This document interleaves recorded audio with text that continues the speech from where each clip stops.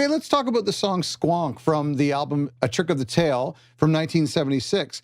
Now, there's a couple interesting things I want to talk about. First of all, what is a squonk? Well, I had to learn this myself, but it's some sort of mythical creature from North America. I think it's like made up of a skunk, and then I think it dissolves into a pool of tears if you insult it or if you hurt it. I can't remember. Anyway, I was wondering, is the squonk on the cover, or gosh, do I have a copy here? Is he on the back cover? Okay, yes, there he is. There he is. Right down there on the back cover, he looks like he's crying. I think it's like a kind of it's a made-up creature from a book, you know, from maybe 100 years ago or so, and I think it's based on a skunk. Anyway, enough of that. This is a great tune. Great, great, great tune.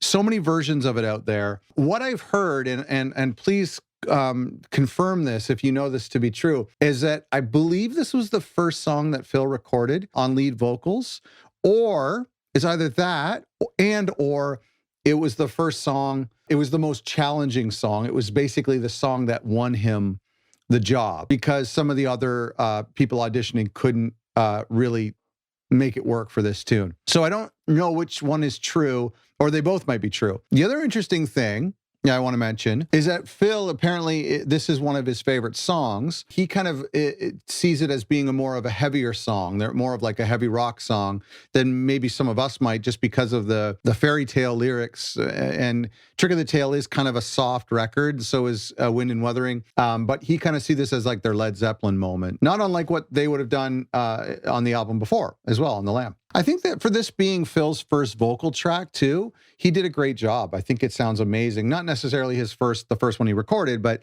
like on the album where he took over lead vocals, it sounds really great. I was fantasizing about what it would sound like to have Peter Gabriel sing this song and to sing this album. And I was thinking, you know how like with AI now you can basically make any picture. And so you can say, I want to see like Jerry Seinfeld eating a ham sandwich, riding an elephant, painted by Van Gogh. Like AI could create that for you. I wonder if we'll get to the point where AI is so good that we could say, create a Trick of the Tail, but with Peter Gabriel singing, or create Calling All Stations, but with Phil Collins singing. That, I think we'll get there, whether or not management lets it happen. I just think it would be really, I think it'd be cool to hear Peter sing this record.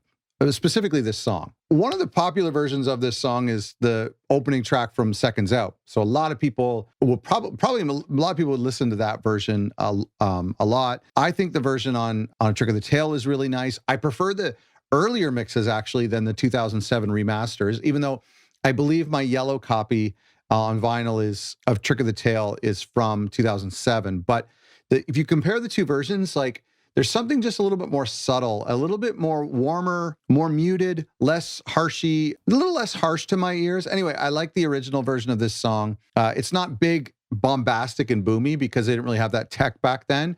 It's just really nice, really, really nice track. There's a cool slapback reverb, especially on the older version, on the drums, where you hear the drums kind of in the middle, a little bit to the right, and then there's a slapback happening in the left, which is really cool.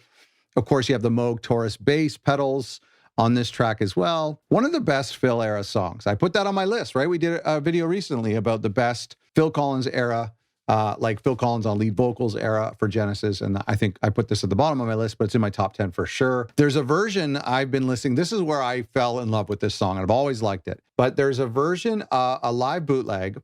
I think some of the tracks from this tour ended up on the BBC box sets, but there's a live bootleg called, I've talked about this before on the channel, called Musica, I believe. It's a 1980 bootleg from Italy, but they play One for the Vine, they play Squonk, and these songs are just so majestic, so powerful. So that's where I really fell in love with this tune, and One for the Vine, even though I've always loved them. But two questions for you. Number one is, what do you think of this song, like or dislike? And my second question for you is, what is your favorite version? Is it the original? Is it the 2007 remaster? Is it the Seconds Out version? Is it the new one that they've put on the BBC box set CDs? Or do you have like a bootleg version that you think I should listen to? Please let me know in the comments below. Thanks for watching.